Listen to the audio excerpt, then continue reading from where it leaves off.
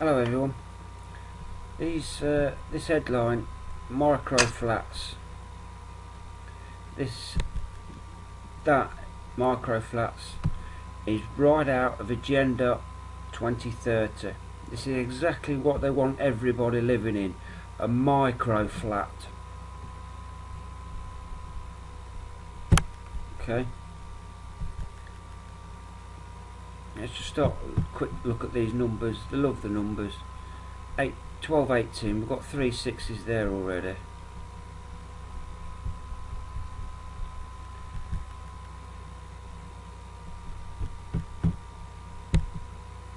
Let's have a quick look how these micro flats are going to look.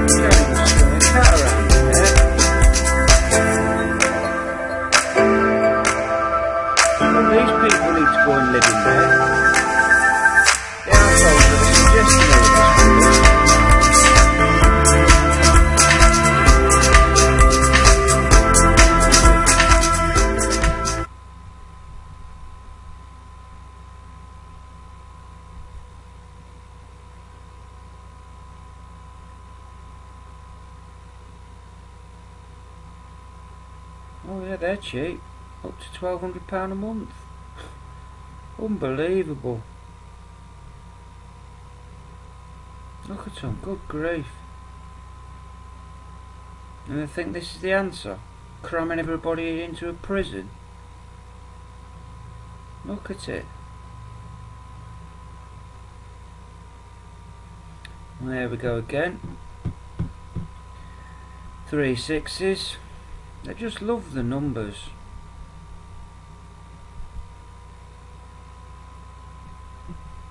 Got it there again. 3 6s. 7 7s 49.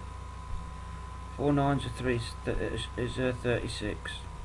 6 6 6 again.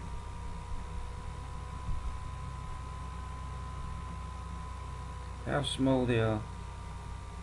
But this is what they want. Everybody crammed into these micro flats, while these can have all the rest of the land to do and please as they will. May as well live in a cupboard. Yeah, not wrong.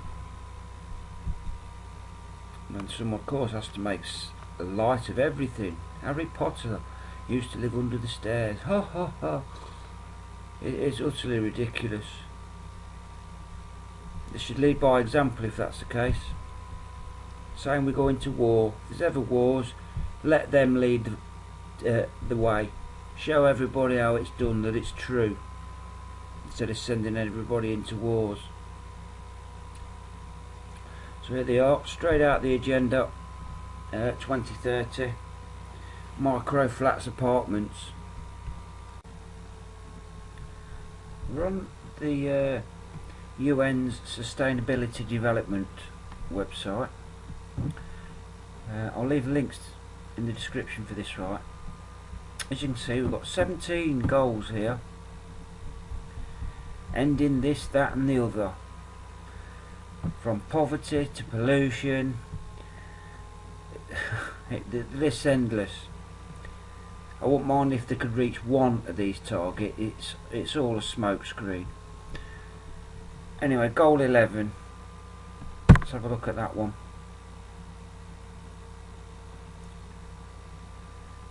Sustainability Development Goal 11. Make cities and human settlements inclusive. Okay, inclusive. Safe, resilient and sustainable.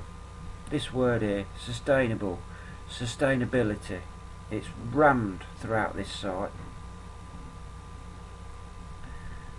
So if we have a look at their targets and indicators, let's have a look at the first one. By 2030, see again, these love their numbers. If you divide 3 into 2, or 2 into 3, I can't remember, you get 666. Actually, where's my calculator? 2 divide 3 equals, there you go.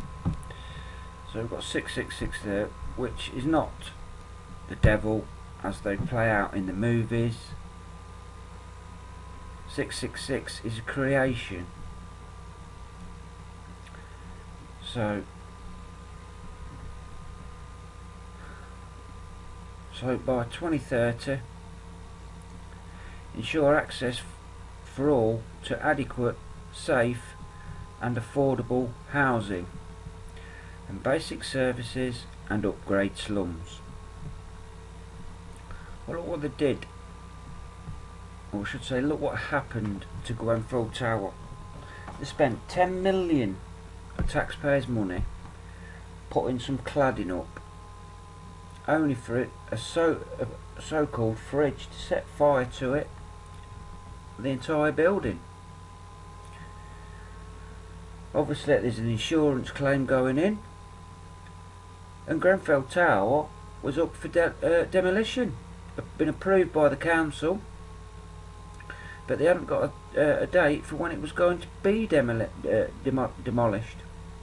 Just that it had been approved. So why spend 10 million of taxpayers' money on cladding it?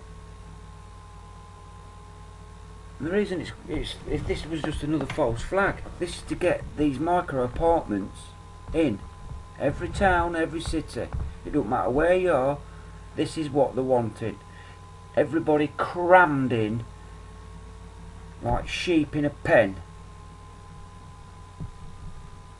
And upgrade slums, flaming heck. And then the one down the bottom here, 11B, by 2020, which obviously isn't far away. Sustainability, again, the word again. Increase the number of cities and human settlements, adopting and implementing integrated policies and plans towards inclusion, resource efficiency, mitigation and adaptation to climate change, resilience to disasters, and develop and implement in the line of Sendai framework for disaster. Risk reduction between 2015 and 2030. Holistic disaster risk management at all levels. I mean, can these people not talk in plain English? What an utter load of drivel. And let's nitpick a few of these. So what they want is people, or humans, crammed into settlements that meet that all these settlements have got all these resources, and especially resistance to disasters in.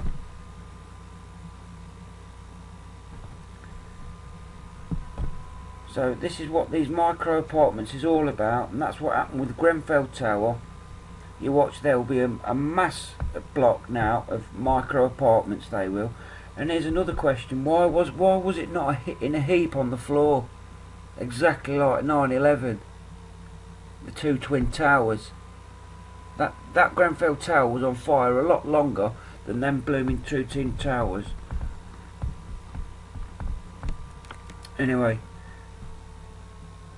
there were no planes on 9/11, so that's another tale. But this is about sustainability, that the UN keep ramming down everybody's throats, and this is where it's all going. Micro flats, micro apartments, everybody crammed in like sheep.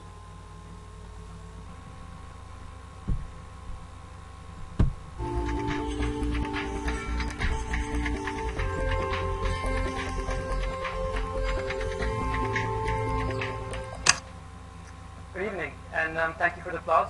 As you just heard, I work for the United Nations, and part of my job is to give presentations to student groups. And now these students, they come from all over the world, from different continents, countries, cultures, and so on. Well, is that not Sometimes all the over the questions they world? ask, they're related to the region they come from.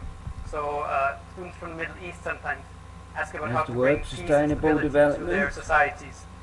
Or I have students from small islands who ask about climate change and the rising sea levels and how this will affect their homes and their islands. But what strikes me is that more often these students who come from all over the world have very similar questions and very similar concerns, actually. So they worry about, for example, the rising inequality in their societies. For example, that a handful of rich men control half of the planet's wealth. Or Exactly terrorism, what's or happening. other global trends like water scarcity, food insecurity, and so on. And All of course, by the then I asked, what is the UN industrialists. doing to solve all of these problems? And I found that the expectations that students have of the UN, they vary quite a bit. So one extreme is that they have too high expectations and consequently feel disappointed. So they might ask, why has the UN not solved the Syria problem, the Syria crisis? And look at him in with all his these suit years? on. He don't look poor, I does then he? often answer, well, I wish the UN had a magic wand with which it could easily solve all problems, but unfortunately it doesn't. Get rid of the church have then. a magic wand. But, That's the magic it consists wand. of countries, of member states, and if these states strongly disagree on certain issues, then it's just very, very difficult to solve these issues. On the other extreme, there are students who, I think, underestimate what the UN can achieve. Maybe because the They've news they achieved hear bugger is all, focused on only where the organization ripping does every not, country off succeed. to But the if you tune look of at the numbers, and I think 350 that million is a very, week. Evident. For example, it provides food to 80 million people in 80 countries. It vaccinates 45% of all children Yeah, I worldwide. bet it does. It provides assistance to over 65 million people who are fleeing wars, persecution, famine, and so on. So, What planet's to get he back to on? this question, what is the UN doing? Nothing. There's many things, of course. There's many agencies, there's many programs. What I talk about are the Sustainable Development Goals. And can I see a quick show of hands who has heard of the Sustainable Development Goals? Some of you, okay. Many of you will have a lot to learn today, so that's good.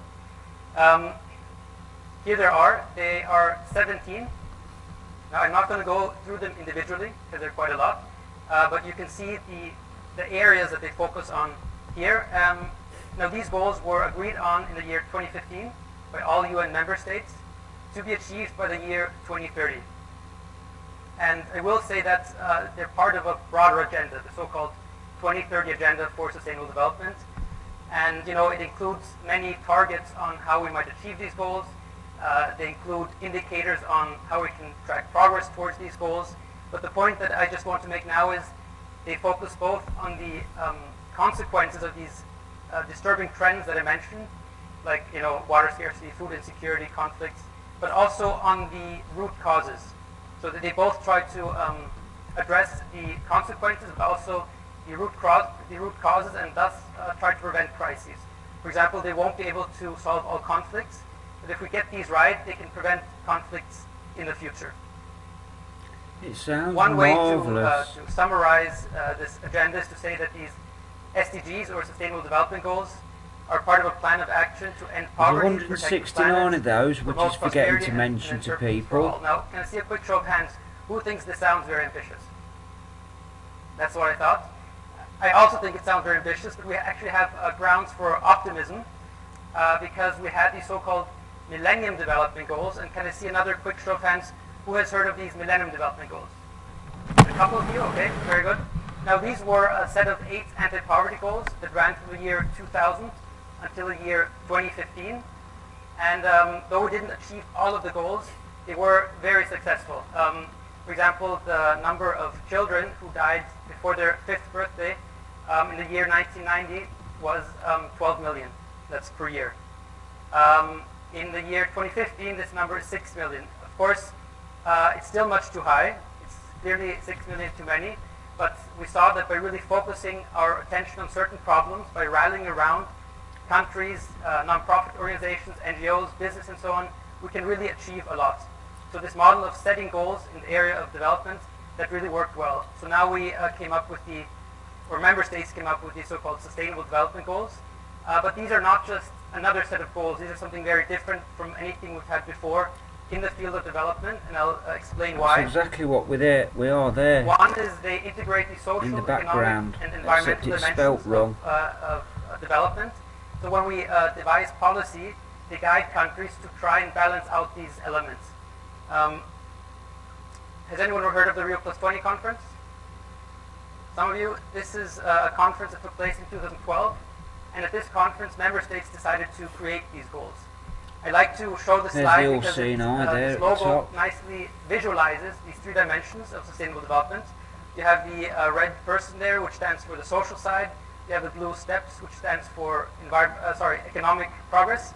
And you have the green leaf, which stands for the environment. It'd be a leaf. Some people say it looks like a shark eating a drowning person. There we are, but look. It's not a shark, it's sustainable development. EDX. Another That's thing spelt is wrong, it's SLAVE. 3 main pillars of the UN's work so are human telling rights, you what you are, right in front of your face. And this is the first time we have an agenda like this and goals that kind of wrap all of these elements into one.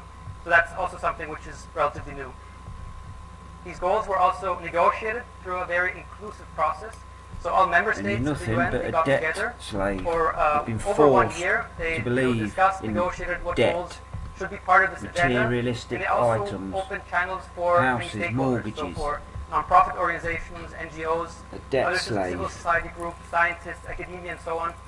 And they all contribute to these discussions and to these negotiations. And we feel that they really, both the stakeholders and member states, have a very strong sense of ownership for these goals because they actually negotiated them. The whole process was also very transparent. So all of these discussions were live streamed on UN Web TV, and they're still available. They're on archive. Now I will say not every one of these sessions was a cliffhanger, and you're probably not going to start binge watching hours and hours of recording of intergovernmental negotiations. But the transparency was there, people. Also, these goals are Is his what name we call not universal, which means they are for all countries to achieve. So it's not a classical development agenda where you have certain goals and targets for developing countries to achieve, people. But these are goals for all countries to achieve. And the idea is that we will only be able to reach this objective of achieving the goals and reaching sustainable development if every country plays its part and takes action. And I mean, if you think of these 17 areas that the goals cover, I don't think there's any country that can say, we can lean back and there's nothing to do in any of these areas, because there's something to do in every country. Also, we have a strong review mechanism, which we didn't have for these previous goals. We have the so-called high-level political forum on sustainable development, which is a forum where once a year, countries and stakeholders, again, NGOs, private sector, businesses, and so on, academia, basically every member of the club, not you or I, towards these goals. How are we doing? What are the big obstacles? How can we remove them? What can we increase? How much more tax can we charge? A global peer learning exercise where countries discuss how we can do better in achieving these goals. And finally, I want to mention the overall vision of this agenda, which is the 2030 Agenda for Sustainable Development, which is leave no one behind. So there's a very strong focus on really reaching those who are furthest behind first, and those who are most marginalized. So yeah, they're doing a real good job with all the refugees, aren't they? Now finally, utterly ridiculous. My key messages in the end. One is the Sustainable Development Goals are a promise made to you. Now, people, or in the public, when they hear about UN global goals, they often think of these in terms of an agreement between the UN and countries. but they should really be seen. Yeah, there it is. as Look, a, TEDx, by your leaders debt to slave, right in So they're front really of a promise everybody's the decision-makers faces. make to the public, to the people who will stand to benefit if these goals are realized. So that's the kind of relation. Unbelievable. Look at these goals, and also this follows. The second point follows from that, which is hold your leaders responsible and hold them to this promise of the goals. He's absolutely in cuckoo It's land. member states, it's governments who lead Tony on this Blair's agenda. been They found drive it guilty forward. in But I Malaysia think for we will war not be able to crimes. What's achieve happened this to only him? as a Nothing. top-down He process. walks around a free man So we really with have about to make 50 it a million bottom-up process pounds as in his well. back pocket. In other words, He's talking have utter the drivel. public, have individuals, have stakeholders who are who have a stake in these goals. Also promote the Money, goals money, and money, get yet engaged again. and hold their leaders to this promise. So that's my call for action. Please get engaged, become informed, because that's also the basis of promoting the goals. Spread the word and hold your leaders to this promise. And I mentioned earlier the UN does not have a magic wand. I think we're working on one, but until we have it, Look at all them I think it'd people be there surprising how laughing. much we can achieve if Can't everybody, see debt slave rallies right around in certain front of the goals. faces. And Why? finally, Because I it hope says that I'll be TED. invited back here in 2030 It's to just ridiculous. talk to you about They're how we asleep. achieved all of these goals. Thank you. I just wanted to do a follow-up on the TEDx. So this is at the start of the video, and you can see the Salve Regina University, which is obviously a place. And then if we just go to the actual, I've got to get it play.